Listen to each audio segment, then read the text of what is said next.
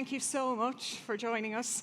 Now, we know that obviously 20% of the cars apparently on European roads are fleets, but they do about 40% of the mileage, so it's totally disproportional. So it's obviously really, really important to electrify the fleet.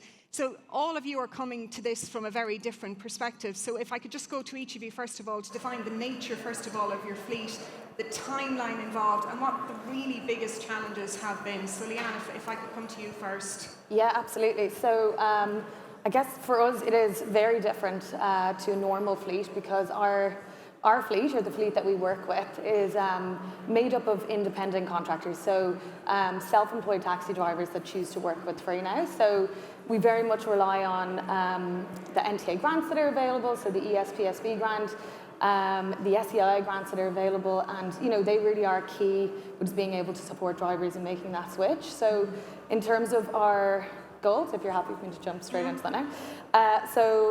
We've set ourselves some really high sustainability goals. So one of the biggest ones we have at the minute is having 50% of our trips in EVs by 2025, which we're actually on track to hit that now. So at the moment, about 10% of our fleet are EV, and we're doing about 10% of our trips in electric vehicles now. So we're on track to reach about 25% of our trips in EVs by the end of next year.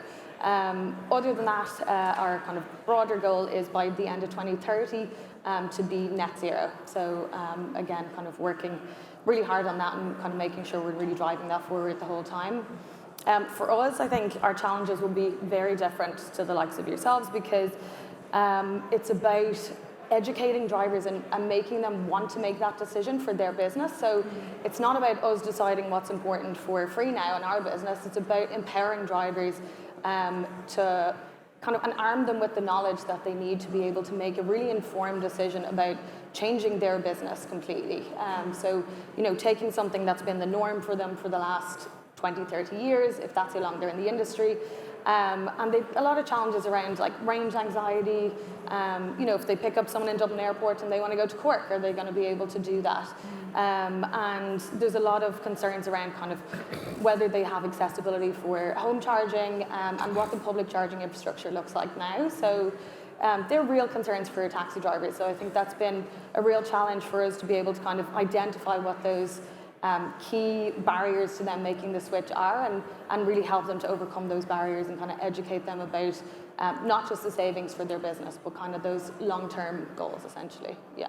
So they're not that different from the average consumer, though, either, in terms of making that leap, both from a mindset and from just an information, a gap, I suppose, a knowledge gap more than anything. Yeah, absolutely. But I mean, obviously, in terms of the range that they're doing, their concerns would obviously be far more justified, let's say, than ourselves. But the value in or the importance in actually supporting taxi drivers is, vastly more important, let's say, than someone with a public car, because a taxi driver is the equivalent. So if we switch one taxi to an EV, that's the equivalent to 3 privately hired or privately owned vehicles in terms of the mileage that they do over the year. So yeah, I guess their concerns would be similar, but yeah, exactly. Yeah, well, that's fair enough. I think the average car sits parked for 95% of time. So I mean, where taxis, time is money, so it has to be on the road, so it's totally different. Yeah. And James, if I could come to you now, your fleet, your DPD, your fleet is different.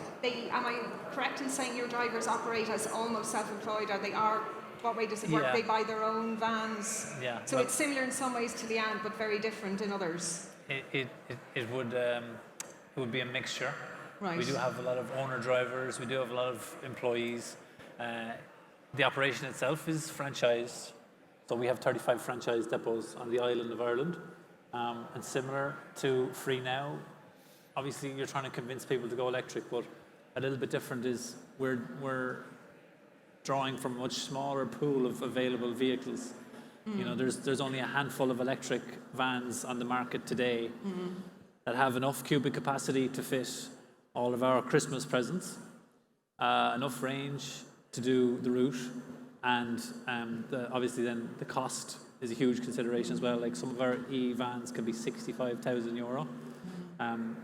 We don't have the luxury of €20,000 in support like some of our friends in the taxi industry do. We'd love that kind of support. Believe it or not, the total cost of ownership, it doesn't make sense for about 50 or 60% of our routes. So most of our routes will be under 120 kilometers in a day. Now, different to Free Now, we know where we're going on a day. So the depot in Limerick, for example, knows he needs to go to Limerick City and back. He knows he's going to do 50, 60 kilometers, and then he knows he needs to go home. So we have that advantage that we can electrify the routes because we know the range. But the disadvantage is, like, even those 65,000 euro vans, you're getting 150 to 220 kilometers range on a charge. And then obviously with 10 vans in a depot, you run into MIC issues with power supply. So any challenge that has ever been faced by an electric fleet has been faced by DPD Ireland. But we're working through it, you know. Yesterday, we delivered 3% of our parcels electric. Believe it or not, tomorrow, we're deploying 45 more electric vehicles, and next week, another 45. So by Christmas, we'll be at 12% of our fleet electric. And then by this time next year, we'll have a quarter of our fleet electric, which was actually our 2027 target. Wow. But luckily, the 4D Transit came along, which meets our needs for most of the routes. And we made a decision earlier this year to order 205 of them, which has given me a lot of work and a lot of our team a lot of work in deploying them and getting the chargers set up. And it's a totally different business operating model.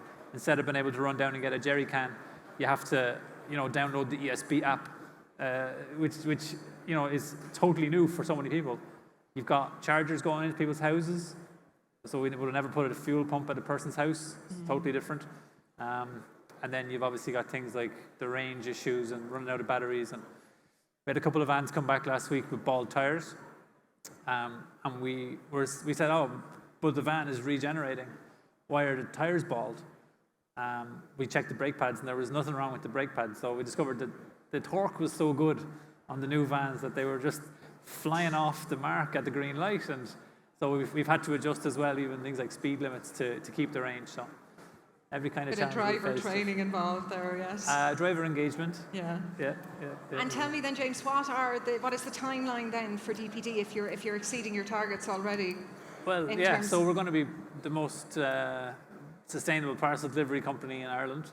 We obviously have some big competition in the market, but like next year alone, we're spending 1.8 million just on that.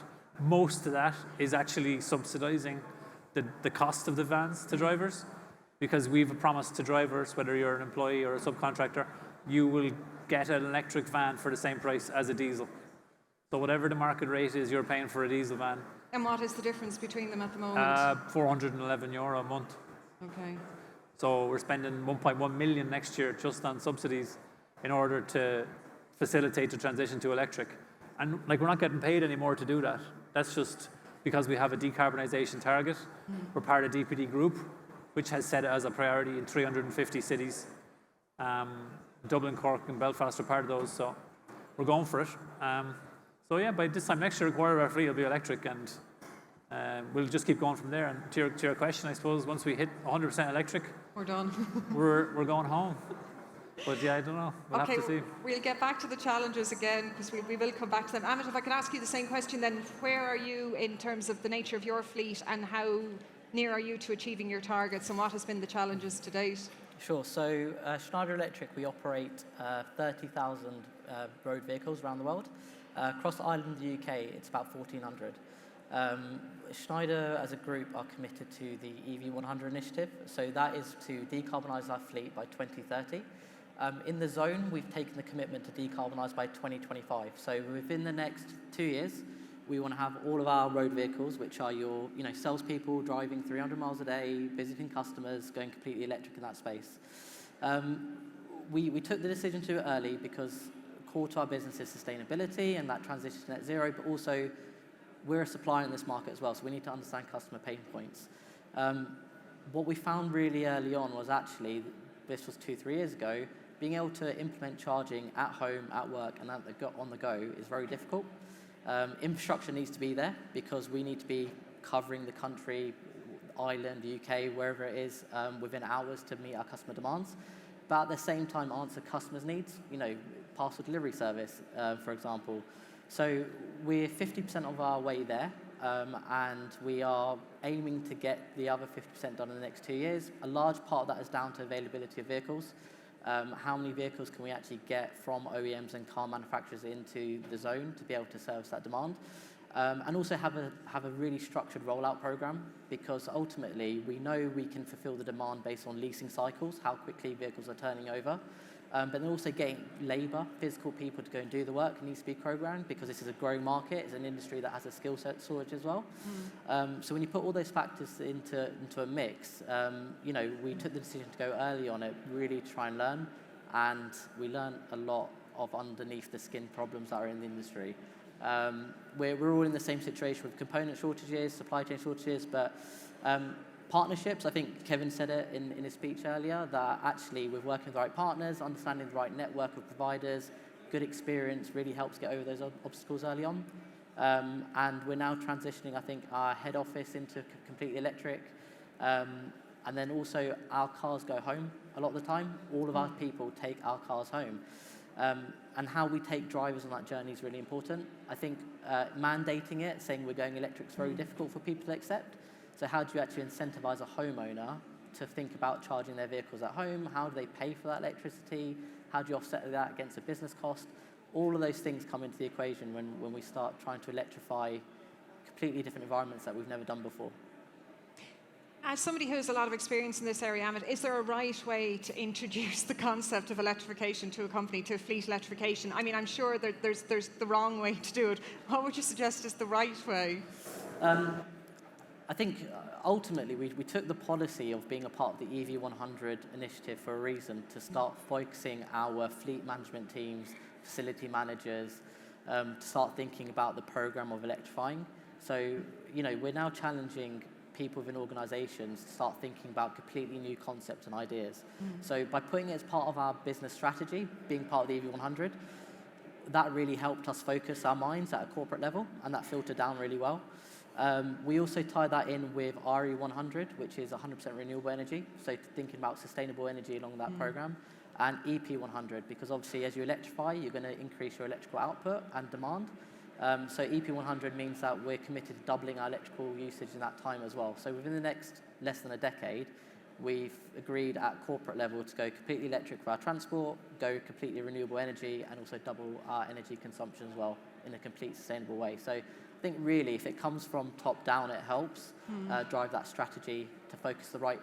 Like I said, we're challenging different people now in a division and an organisation to think completely differently to what they've done for decades in transportation. It's a big ask. Leanne, if I could just come to you, because obviously it's not quite the same for you telling your drivers you're part of this, sustainability drive or whatever, because they're independent contractors, So how do you then try and convince them that this is both good for the environment but good for business? Because surely it's the bottom line with them. Yeah, absolutely. Like James said, we have the luxury, let's say, of the ESPSV grant to really lean on here. So that really is key in kind of breaking down some of those barriers that drivers have. So like I said, it's identifying the key concerns that they have and really trying to support them by I suppose giving them all the tools they need to make that decision. But one of the huge benefits that we have at the minute is obviously the grants. So highlighting the savings, so they can be saving 70 to 80% of their costs at the moment, especially with fuel costs the way they are. So highlighting the savings, but not just that, but also the level of comfort that they can experience then. So when you look at the amount of hours a taxi driver or anyone that drives for a living is spending in their vehicle, and anyone that's driven an EV knows kind of the level of comfort that's there and how much of a smoother ride it is, let's say. So it's kind of highlighting those other benefits too. That is essentially their office. So it's highlighting not just, like I said, the cost saving measures, whether it's through kind of their day-to-day cost saving or by being able to benefit from the likes of €20,000 off the purchase of a car, but also that kind of that day-to-day level of comfort and being able to kind of look long-term and kind of know that they have that vehicle then, that they've made that big investment, that they have that vehicle then for X amount of years into the future, so next 10, 15 years, whatever that might be. So yeah, it is just all about kind of highlighting as much of the benefits as we possibly can, because you're right, it's not just about us saying for us it's important, so therefore it's important to you. That's just not how it works. So it's just making sure that, you know, we're picking things that's going to resonate with drivers, and like I said, it's a decision for them, for their business. So it's important that we highlight all of those things. I was struck recently, I read a research that was done on taxi drivers in London, and it concluded that those driving EVs are calmer, they're happier, and they're more focused on their jobs. So obviously there is a well-being aspect there, but I mean, I would imagine that trying to convince taxi drivers that the infrastructure is there to meet their task is a difficult one, because they can randomly get a very long trip. Now, unlike James, where they have a very sort of a standard route every day, taxi drivers don't, and I mean, they're not going to say no to a long distance journey, but it has to be a consideration. And certainly in the initial stages, it must be a big fear that they're just not going to make the journey, or, you know, it's going to add hours to their journey if they have to stop and charge. So how do you get past that? Because the infrastructure's out of your control. Yeah, no, absolutely. And that's one thing that we, you know, before we really started to focus on our EV agenda, we did a lot of research with drivers, and kind of were able to identify that being one of the key things. So we put together a series of webinars where we had the likes of EasyGo and Darken EV at the time join and be able to talk about the public charging infrastructure, and talk about how long it actually takes to get X amount of charge on your car. So I think there's a bit of a perception, or initially there's a perception, that I need to be charging the car overnight in order to be able to go that bit further. So I think them being able to speak to experts about it, and know that, okay, if I charge for 15 minutes, I'm going to get another 100 kilometers, whatever that might be, depending on the vehicle.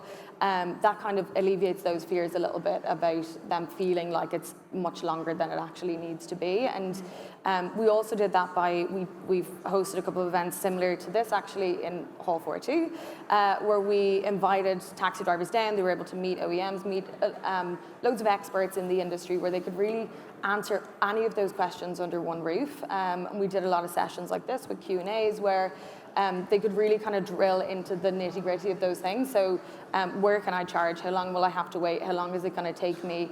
And I think that's really helped to kind of highlight all of those, obviously highlight their concerns, which we can definitely take on board, but kind of break down some of those barriers, like I said, in terms of the perception versus the reality of it, I suppose. Yeah. And James, if I can come to you, obviously your drivers don't have to bear the cost, the extra additional cost of having an EV van, because you're supplementing that. They don't have the same range anxiety that Leanne's taxi drivers do. So what is the big concern for them, or what is the opposition? Is it just that it's a change of their lifestyle they don't want, or is it just, you know, where is the stumbling block there? Well, it's always been cost. Right. There is still some range anxiety amongst the guys in the Mayo depots and the Kerrys and stuff. Believe it or not, Kerry's taken 4 electric vans now this week. Even though it's one of the counties, I think that's the worst served by infrastructure in the country. Yeah, we want to be one of our highest range depots as well, in terms of the daily routes. So it's encouraging to see that. So there are still a lot of hard to electrify routes. You take, for example, box bodies. Like sometimes we'd have to go to a large customer and do a large collection. A panel van might not be big enough. So how do we electrify that route? So we're looking at electric box bodies.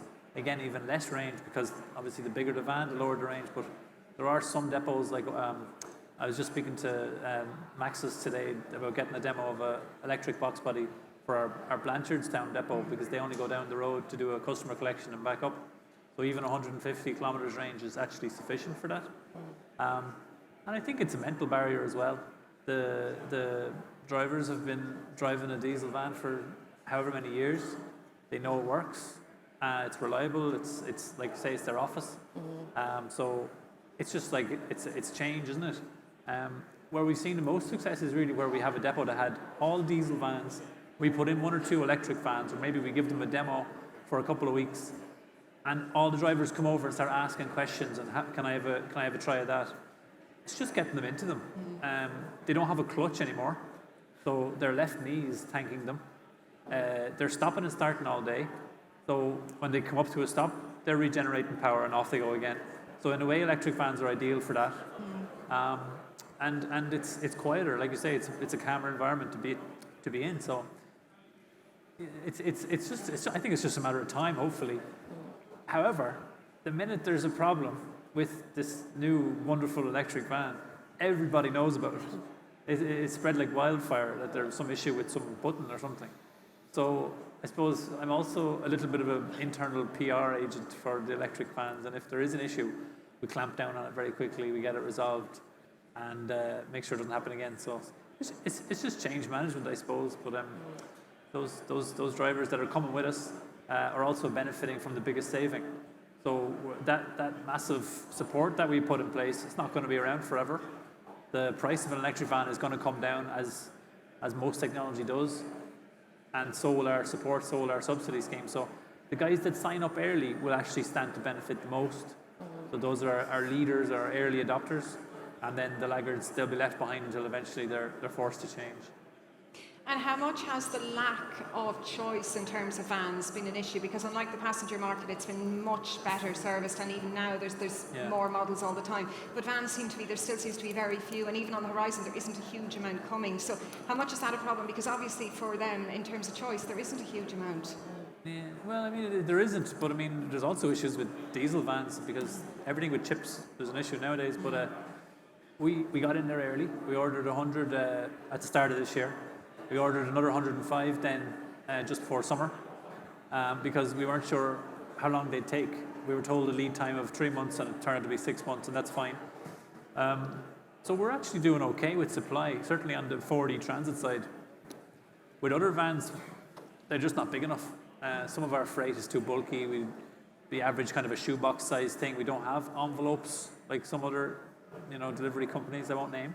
But we don't have that kind of small freight that we could put on a bicycle, for example. Like, obviously, I cycled here. I'd love to see every DPD man out delivering with a bicycle, but he'd be, he'd only get about 50 addresses done in a day, whereas we should be averaging about 150. So we tried those models where it's possible, but really what we need is a large zero-emissions panel van with 15 cubic meters capacity and ideally 300 kilometers range. That would cover us. At the moment, we just got a 15 cubic meter e-transit. Until then, the largest was 11, so still not quite big enough. And don't forget, some of our drivers are paid by stop, so they're not going to take a smaller van. So we're getting there, it's coming along slowly but surely. Yeah, no, you seem to have done very well given the obstacles that you're placed with at the moment. Amit, if I could come to you, we work out running costs and total cost of ownership as well, but what factor does actually what the customer want and what the customer is prepared? Is the customer prepared to pay extra for sustainable deliveries and sustainable company, do you think? Do you think it's becoming more of an issue for where we buy from and how we choose? Do I think people would pay more for sustainable delivery? Yeah. No. You don't think it's... As much as I'm a tree hugger, I'd love to believe everyone's going to spend an extra €2 at the checkout. If you're buying something online for €50 and €6 delivery or €8 for electric, yeah, you might. But that's not our strategy. Our strategy is to deliver zero emissions at no extra cost. But if you're not paying extra, is the customer more likely to choose the sustainable route, though, if they're not being charged more? Amit, can I ask you just what do you think? Is that a factor in how customers make choices these days? And should it be a consideration for companies rather than just the bottom line? Thanks for that question. In an ideal world, yes. We'd want to force a supply chain which uses sustainable sources. So we've actually asked our supply chain, either you go towards net zero or we're going to move over to organisations that will in the future. And that's something we're going to do by 2030 as well. So it's very difficult to sit and say we need to collaborate in this industry and then use a stick to force people to move to change. And it needs to be a collective incentive for everybody to go. So how do we incentivise those people who are ordering through DPD that actually it's more beneficial for them? And it might not be a monetary benefit, it could be another package that DPD offer to incentivise people to use them instead. So I think we need to use different levers. It can't always just be economics all the time. There is a growing sense that more and more people want to have more of a sustainable essence towards the way they live their life. That could be through prosumer models, taking yourself off grid at home, having battery storage even in a commercial environment. There's definitely a growing demand, but again, it comes down to the energy crisis that we're in today. So how do we help customers now say, your bills are going up, how does technology enable you to go through that transition, which will then naturally impact the supply chain? i.e. the vehicles that go out will be electrics, they need more power on the site, and therefore the natural economics of scale will get to a point where the cost won't be any different to a combustion engine. So I think we need to give it some time. It's a bit similar to James, tree hugger-ish. But personally, I would love to make sure that everything I have is from a sustainable source, but also I'm very aware that's not possible all the time. And there's no way I would be able to bike it here from London either. So planes are still a necessity, and we have to face that too. And tell me, Leanne, from your point of view, when you get feedback from taxi drivers, does it make a difference to the customer when they're getting into a taxi that it's electric, or do they report back that it makes a difference, or does it at all? There's definitely, I suppose, anecdotal feedback through drivers, but where we can really see it is the demand for more sustainable options. So last year we launched our eco fleet, which was a mix of EVs and hybrids, because obviously there was a limited amount of electric vehicles on the fleet at that time, and the demand just steadily increased over the year. So we're lucky enough now, like I said, 10% of our fleet is now fully electric. So we actually launched only this week our electric-only fleet in Dublin. So now passengers can choose an electric car, exclusively electric, so it's not just eco, so it's not looking at hybrid options too. And it only went live, at the end of last week, I think. And we've already seen a huge spike in demand for EV specific. So we can see the appetite is there. Whether, just to add on to what you've already asked, whether people will pay more for it, I don't know. Even if people had the best of intentions, if it's going to hit them in their pocket, I don't know if that's the choice that they would make, but certainly if they can choose between both and the costs are the same, we can see it, kind of the proof is in the pudding in terms of the numbers that are coming through. There's certainly an appetite there for it, and it's just for us, I guess, making sure we can continue to grow that fleet and meet that level of demand. I suppose the thing as well, for a lot of your customers, they've probably never been in an EV before, because even when we talk about it, there isn't a huge amount of them on the road. So it's a good introduction for them as well, and hopefully your EV drivers are positive about their experience. Yeah, and the majority are.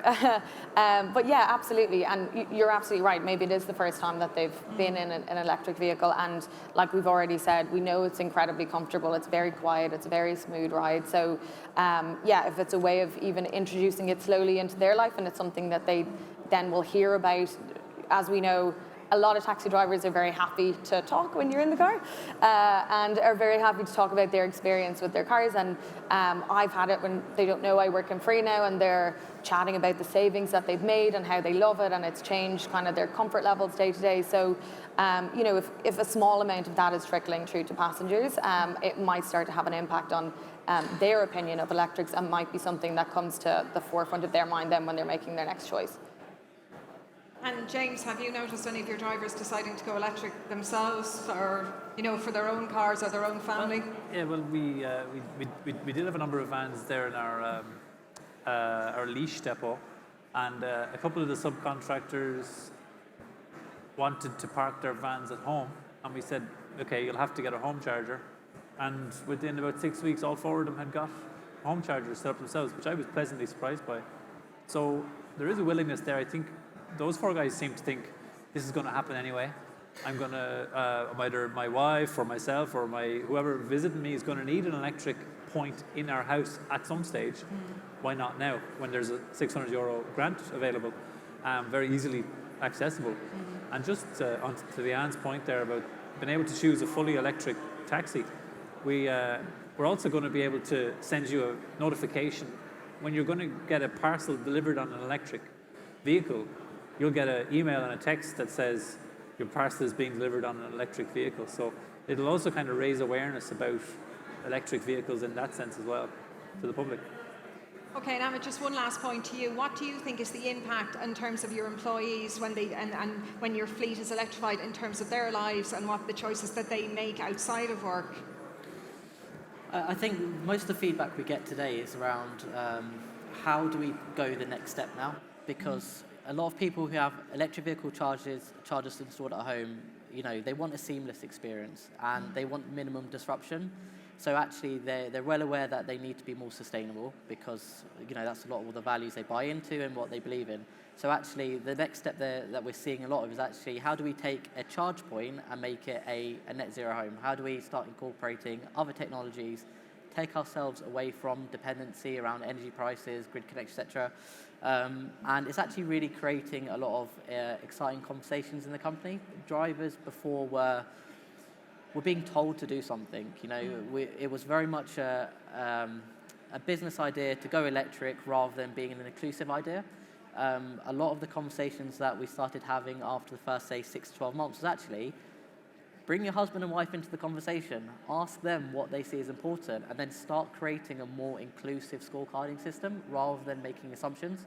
Because once you do it wrong, you have to pay twice to go and do it right again. And I think we really learned the lesson of keeping, it's not just the drivers, it's their families at home as well. Is it the aesthetics that's the most important part? Is it the access to charging networks around the country? And try and give our employees the best experience possible of something we're asking them to do. And that came from inclusion, really, and making it as wide as possible. And then the next bit really around, okay, we enjoy this now. We like the idea of being at the forefront of technology. Going forward, how do we go this even further? How do we start branching that into other areas in our lives as well? So by creating, I guess, the right ethos, right mentality in an organization, really helps stimulate that thought and go even further with it. And if not, you're kind of stuck in that middle bit where you're trying to force an idea through without getting everyone behind you on it. So well, we've got loads of things that we want to do in this space. We plan to decarbonise probably about 60 different sites around Ireland and the UK, taking them completely down to net zero, and we're trying, testing technology and getting people involved and seeing where it takes us. Okay, well, thank you so much. We've run out of time now. It's been a really, really interesting and hopefully constructive panel for you all as well. Amit, James and Leanne, thank you so much.